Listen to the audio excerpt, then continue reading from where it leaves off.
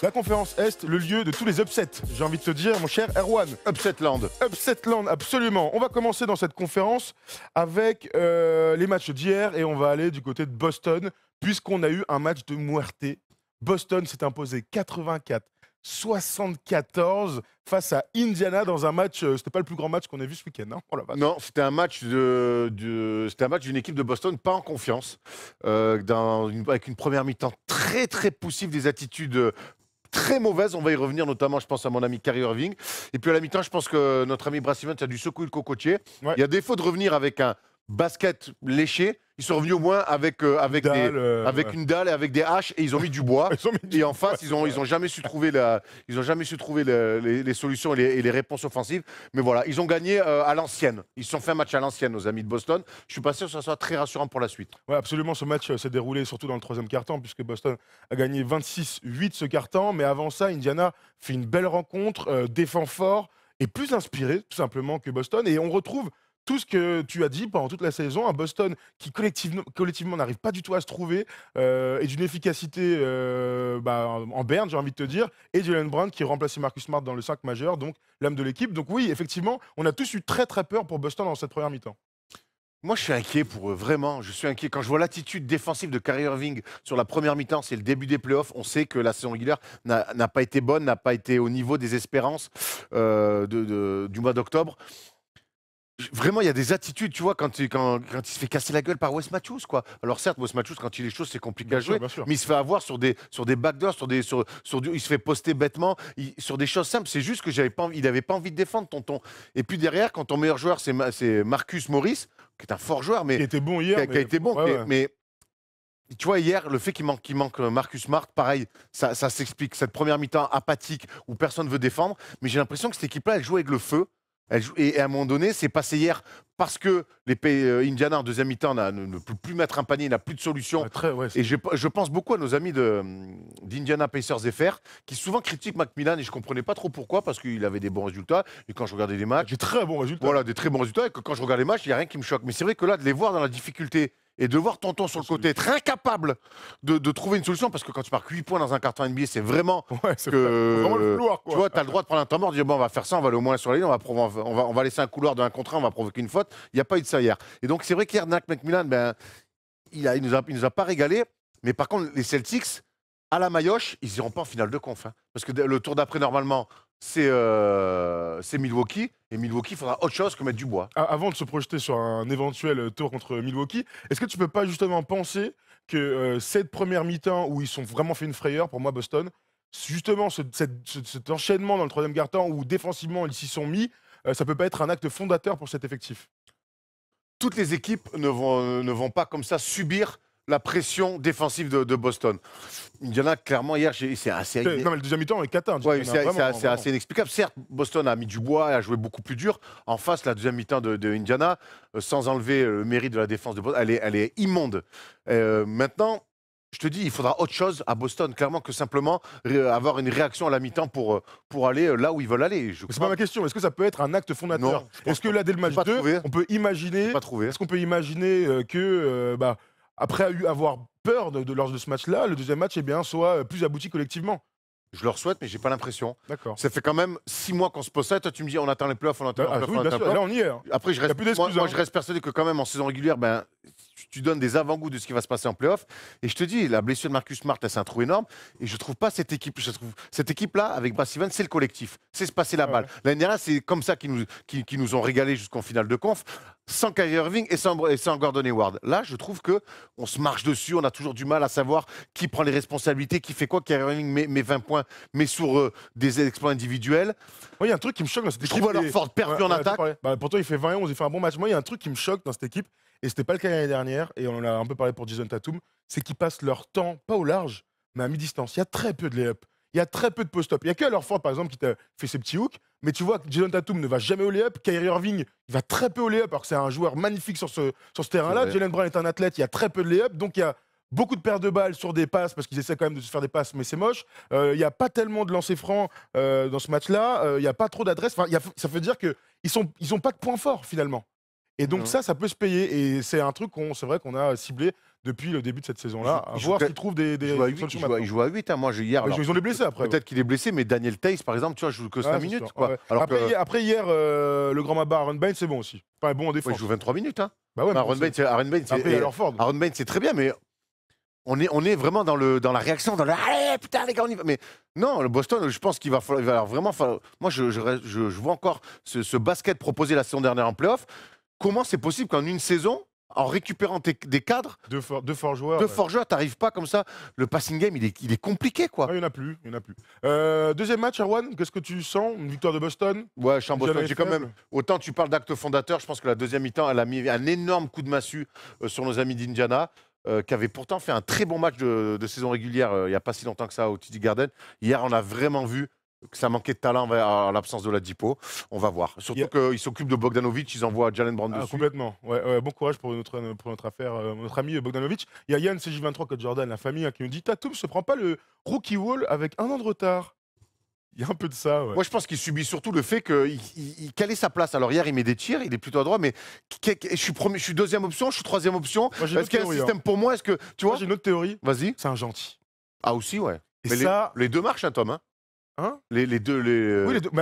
Tu sais, il y a des mecs sur la terre, tu les mets dans une équipe, ils vont croquer, ils vont faire leur truc bien, mal, ils sortent des systèmes, blablabla. Lui, c'est un gars collectif, intelligent, je pense, mais donc gentil. Et donc, par moment, il faut se faire violence et il faut aller dire hey, c'est peut-être moi le boss, vu que l'équipe marche pas très bien et tout ça. Je dis pas que c'est simple, hein, évidemment. Mais je pense que ça lui pose problème. C'est un gentil, mais l'année dernière, quand il a vu la petite fenêtre, il l'a prise, hein, et pas qu'un peu. Mais il fallait bien marquer des points, hein, c'était pas la même équipe. Hein. Ouais. Il y a Curry et Gordon Hayward sur des mêmes, tu vois, les mêmes profils de joueurs, des mecs qui ont besoin de la balle, des mecs qui aiment tirer à mi-distance.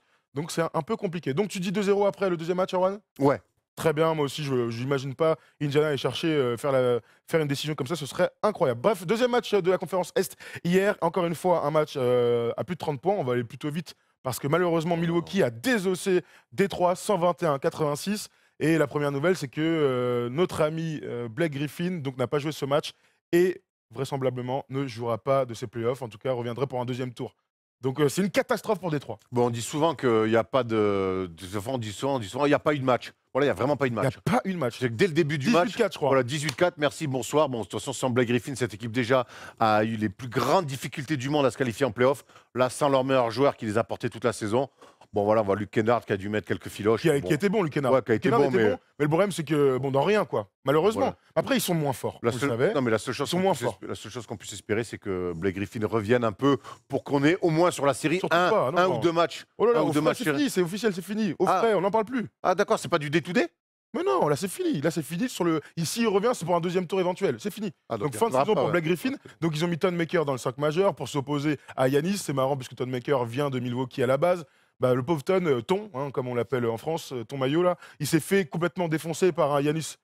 Qu'est-ce qui se passe? Par un Yanis incroyable. Ça mérite un fou rire en régie, Ton Maillot? Non, mais j'ai trouvé ça nul aussi, mais bon, ça c'est pour notre bon public. Bon public dans la régie, c'est clair. Yanis a été incroyable d'agressivité, le nombre de dunks qu'il a marqué, dont un magnifique dunk presque de la ligne des lancers francs pour couronner le tout. Il a été. Rendez-vous en demi-finale de conf aux amis des Bucks. Hein. Bien sûr. En tout cas, il y avait un truc qui était intéressant, c'est que ça a permis à notre ami Mirotic 15 minutes de reprendre. On sait qu'il revient de blessure, donc il va falloir faire rejouer les petits gars. Juste vite fait, Yanis a fini à 24 points, 17 rebonds, 4 passes en 23 minutes, plus 30 de plus-minus en 23 minutes. Putain, la vache, tu te rends compte? Et en face des Drummond, je sais pas si t'as vu cette action-là, mais en gros, Yanis, c'est tête de raquette, il dribble. Il est vraiment tout seul, c'est Drummond qui lui tire dessus. Il tire à 3 points, il marque. Et Drummond, au moment où le truc, il fait ah, vas-y, genre, tu vas le mettre.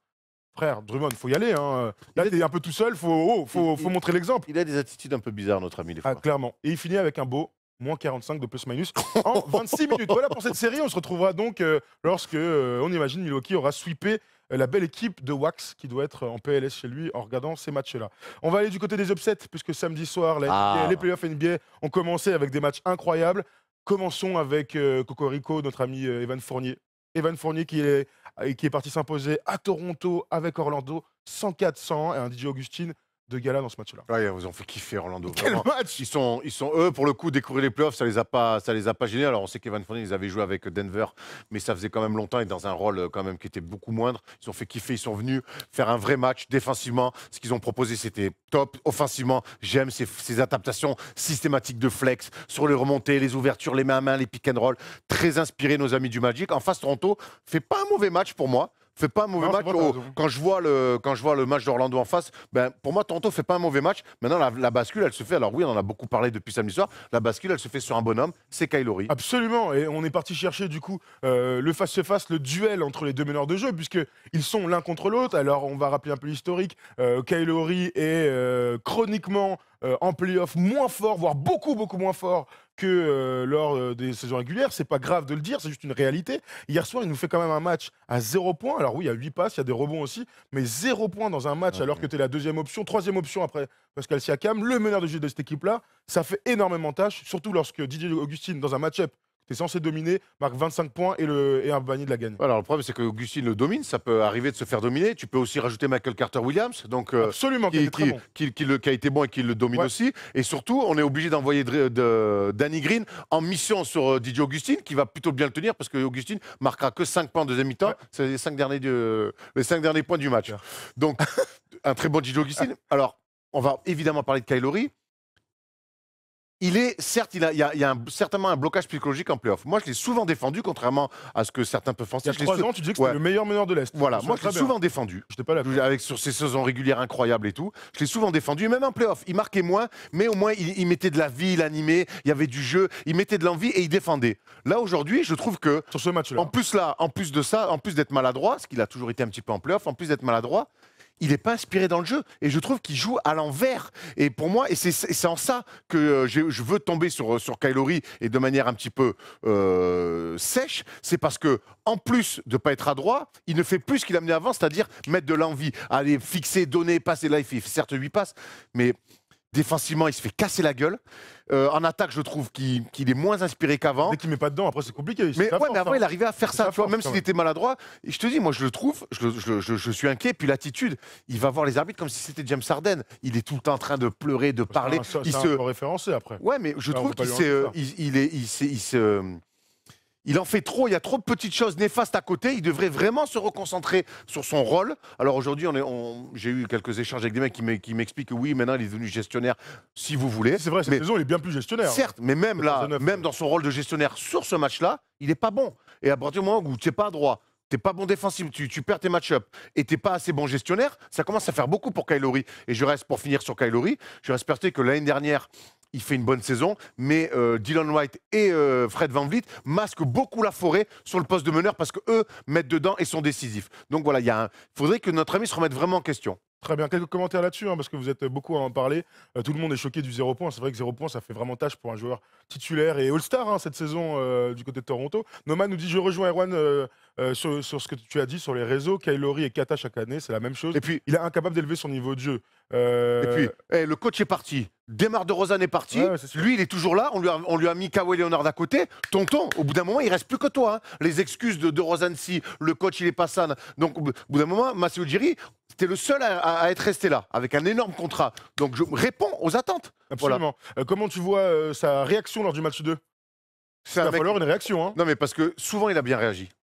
Tu vois, on critique souvent les pro-matchs et souvent, il a bien réagi. Et c'est un mec qui est capable, c'est un fort joueur, c'est un mec All-Star, même si cette année, moi, je ne l'aurais pas mis All-Star. Et je pense que c'est un mec qui est dans un confort dans sa franchise, et même le fait qu'on le mette All-Star, c'est pas l'aider. Je crois par contre qu'il va vraiment réagir. C'est un mec qui est pas fou, qui va voir les critiques, qui va voir son match déjà.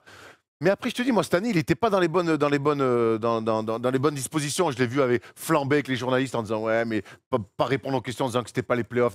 Donc, regarde, remets-toi au taf et je suis sûr qu'il va réagir au match 2 par contre. Une question, parce qu'on voulait rester un tout petit peu sur Toronto et donc on veut clairement qu'il y ait une réaction à Toronto, il le faut absolument. Que pensez-vous de l'utilisation des intérieurs de Toronto et en particulier de Marc Gasol?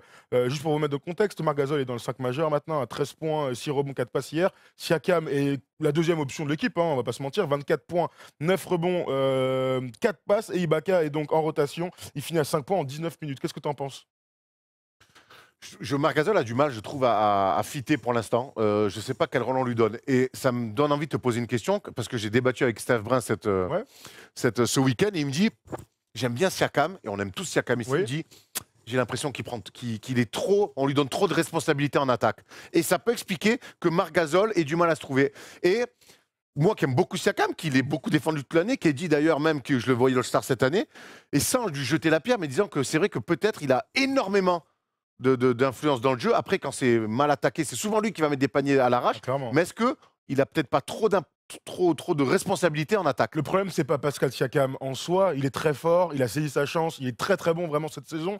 Et il assure, hein, quand tu fais un match à 24 points comme ça, évidemment, on n'est pas en train de dire qu'il est nul. Après, je vous rejoins un peu. Ça reste d'abord un gros collectif. Il y a beaucoup d'armes dans cette équipe. Mais si il doit y avoir un leader, ça doit être Kawhi. Ça doit être lui à qui tu fais des ISO, à qui tu donnes des pick and roll. Et ensuite, ça doit être hyper partagé. Aujourd'hui, on se rend compte qu'il y a vraiment un bis avec Siakam. Il a beaucoup de ballons, il joue beaucoup de ballons, il assure. Mais ça ne suffit pas. La preuve, hein, c'est qu'il perd contre Orlando. Donc je rejoins un peu Steph. Alors ça ne veut pas dire au prochain match, il ne mettra pas 35 et qu'il va être magnifique. Mais comment on dit, la maturité d'une équipe, je ne suis pas sûr que Filer autant de responsabilités à un deuxième année. Non, mais c'est. Voilà, c'est l'idée. De toute façon, Mais on verra comment ça va évoluer. Et puis on peut imaginer que Kyle Lowry ne fera pas que des matchs à 0 points. Non, mais évidemment que non. Hein. Kyle Lowry est un superbe joueur qui fait une belle carrière. Mais maintenant, j'aimerais bien qu'il fasse taire, et moi le premier, avec une belle série de playoffs. Là, honnêtement, ils n'ont pas le droit. Là, ils n'ont pas le droit de perdre Orlando. Très bien. Il y a Nomad qui nous dit c'est un energizer. Siakam, pas une deuxième option offensive, tout à fait d'accord. Qu'est-ce que tu vois pour le deuxième match? Est-ce que le Magic, avec un Augustin donc à 25 points, avec un Evan Fournier à 16 points, avec un Vucevic à 3 sur 14 au tir, 11 points, est-ce qu'ils peuvent refaire le deuxième coup? Il a été bon, Nico Vucevic, mais il s'est fait mastiquer quand même. Alors, le Magic, une deuxième victoire? Non, je vois une réaction d'Orlando quand même. Je vois une réaction d'Orlando. J'ai dit quoi d'Orlando? Ça rime. Hein. Des réactions de Toronto, mais je vois un Kawhi encore plus fort que ce qu'il a été. Parce que même s'il met 25, j'ai trouvé un peu effacé. Je pense que Nick Nurse doit quand même remettre un petit peu, comme aime dire Polo, l'église au milieu du village. D'accord, on a une superstar. C'est notre ami Kyle Lowry, le prendre entre quatre yeux, dire tonton, tu vaux 1000 fois mieux que ça. Ouais. Voilà, on s'est fait surprendre, on a l'habitude. Par contre, maintenant, on va réagir. Voilà, un partout? Oui, un partout. Un partout, dites-nous dans les commentaires si vous êtes un partout aussi. Voilà, ou alors s'il y a 0-2 pour le Magic contre Toronto, alors je tombe là-bas. Tant mieux. Hein, mais... On se souvient qu'il y a 2 ou 3 ans, ils se sont fait sweeper par les Wizards alors qu'ils avaient l'avantage du terrain. Absolument. Dernière série de cette conférence Est et encore un upset et encore un match un peu différent puisque lors de la première soirée, c'était le premier match d'ailleurs chez ces playoffs, non, Brooklyn-Philadelphie, il y a beaucoup de choses à dire dans cette série puisque Brooklyn s'est imposé 111-102 sur le parquet des Sixers avec un Joel Embiid clairement gêné, il n'est pas à 100%, hein, il ne joue que 26 minutes, alors il fait 22-15, il fait 5 contre aussi, il est monstrueux, mais cette victoire de Brooklyn m'a surpris parce que dans le contenu, j'ai vu d'un côté une équipe aboutie sur toute la durée du match et de l'autre une équipe qui cherche avec des leaders, je pense évidemment à Tobias Harris, qui sont passés complètement au travers. Très surprenant de voir Tobias Harris passer au travers parce que lui, tu peux le mettre dans n'importe quelle équipe, dans n'importe quel moment, il fait toujours les minima. Là, il en était 4 points hier. Là, il en était très très loin et surtout, je te dis, hommage aux Nets pour commencer sur cette rencontre. Absolument, il faut. Dans la maîtrise, et puis surtout, Jared non. Lequel? Caris LeVert? Non, le pivot, là, le grand Jarrett Allen. Jarrett Allen, qui prend 2 fautes très tôt. Kenny Atkinson le laisse sur le terrain. Lui, il fait confiance. Moi, je regarde le match, je fais, mais qu'est-ce qu'il branle? Envoie Ed Davis et tout. Il prend une 3e dans le premier quart-temps. Et pourtant, le collectif et la défense des Nets va rester très intéressante. Et surtout, ils les ont découpés sur pick and roll avec un D'Angelo Russell. Ce qui est dingue dans ce match, c'est que D'Angelo Russell, moi je ne l'ai pas trouvé très bon, pas très efficace. Alors il finit à 26 points, à 10 sur 25 au tir. Par contre, quand ça comptait, donc dans le 3e, dans le 4e quart-temps, là il a commencé à enchaîner. Et je suis très surpris de la défense sur pick and roll de l'équipe des Nets. Brent Brown aussi, hein. Bah oui, je vais en parler dans 30 secondes. Mais alors oui, il fait jouer Marjanovic qui a clairement une belle influence en attaque. Le problème, c'est qu'en face, tu joues avec Dudley et Davis, par exemple, qui sont deux petits profils sur Marjanovic. En défense, tu fais pick and roll d'Ed Davis ou de n'importe qui. Derrière, D'Angelo Russell, à chaque action, il a un petit tir à mi-distance. Mais attendez, les gars, on dirait que c'est moi qui prends les pick and roll. Les gars, il faut absolument aller sticker, aller le mettre un peu dans le dur. Alors. S'il va chercher au lay-up, pourquoi pas, mais là, il va le faire 10 fois de suite et il va marquer 10 fois de suite. Explique ce que c'est stické déjà. Bah, ça dépend. Alors, tu as plusieurs sur pick and roll défensivement, tu as plusieurs manières de défendre. Soit donc le meneur de jeu qui défend sur l'autre meneur de jeu contrôle son gars, il évite de lui prendre hop, en refusant le pick, on va dire. Et derrière, il y a le pivot qui arrive et qui vient suivre le meneur de jeu ou l'arrêter, par exemple, quel que soit le choix. Là, l'énorme différence, c'est que le pivot reste dans la raquette, donc joue le rôle de gardien et attend qu'il se passe un truc en contrôlant. Le problème, c'est que il y a 5 mètres d'écart Entre le pic et le défenseur, il y a 5 mètres. Il y a 5 mètres. 5 mètres pour un joueur de ce niveau-là, c'est un panier. Et donc, je pense vraiment que Bradman doit absolument s'adapter parce que là, il s'est fait out-coacher par notre ami Kenny Atkinson. C'est pas la première fois. Ouais, et puis alors, pour revenir côté Philadelphie, Jimmy Butler au rendez-vous. Par contre, Très fort, Jimmy Butler. Et j'ai bien aimé ce qu'il a dit en conférence de presse quand on lui pose la question sur Joel Embiid. Évidemment, il a dit on adore Joel, on a tous envie qu'il soit là. Par contre, s'il est là, il faut qu'il soit à 100%. Il a raison. Et honnêtement, Embiid, hier, il est gêné. Il passe sa vie au large. Il shoot à 3 points. La séquence où il prend 3 tirs à 3 points sur la même action. Ils ont passé leur vie au large. Joel Embiid, sa force première, c'est de démonter les mecs post-up. On peut me dire ce qu'on veut. Ouais, c'est sa qualité première. Et aujourd'hui, si malheureusement, il n'est pas à 100%, eh ben, faut le foutre sur le côté. Je crois quand même que les Sixers auront les armes pour revenir dans cette série-là, pour contrarier cette équipe des Nets, même sans Joel Embiid. Et il faut le soigner, le tonton. Parce qu'il n'y a rien de pire que faire jouer ton leader pas à 100% et en plus qui prend des tirs comme s'il était à 100%. Absolument, je suis d'accord avec toi. Et jouer sans lui, eh ben, évidemment, ça veut dire complètement changer la rotation. Mais lorsque tu as Tobias Harris, JJ Redick qui fait un petit match aussi, Ben Simmons qui fait un petit match et a été très discret, ouais. eh ben, tu te retrouves quand même un peu dans la mouise. On verra de toute manière que va-t-il se passer dans cette série. Je pense que Philadelphie reviendra avec Joel Embiid ou sans Joel Embiid. Parce que, encore une fois, les Nets ont fait un match incroyable. Caris LeVert a été magnifique. Qu'est-ce que j'ai vu encore? Joe Harris a été très bon. Dinwiddie a été très bon. Bref, ça fait beaucoup de mecs très bons. On pensait qu'ils allaient prendre un peu l'inexpérience Kuruc a été très bon. Ah non, 0 points, pardon. 0 points. Et donc, du coup, tu as une belle équipe des Nets. Donc, on imagine Davis, un partout. 12 points, Et Davis a été magnifique, encore une fois, de mobilité, de rebond offensif. On est d'accord, Erwan? Ouais, on est d'accord. Moi, je pense qu'il faut soigner Joel Embiid et puis il faut faire un match de bonhomme à domicile pour au moins revenir à un partout. Y aller à Brooklyn avec d'autres intentions et au moins le 1 partout. Très bien, on finit sur le bracket, s'il te plaît, mon Polo.